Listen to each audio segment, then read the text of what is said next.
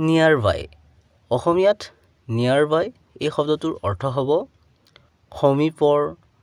ওচৰৰ বা ওচৰতে বা অদূৰ অৰ্থাৎ স্থানৰ ক্ষেত্ৰত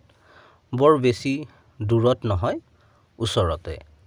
অহা এই দুটা বাক্যৰ সহায়ত আৰু বেছি ভালকৈ বুজি লওঁ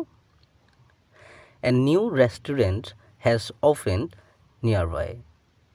ওচৰতে এখন নতুন ৰেষ্টুৰেণ্ট খোলা হৈছে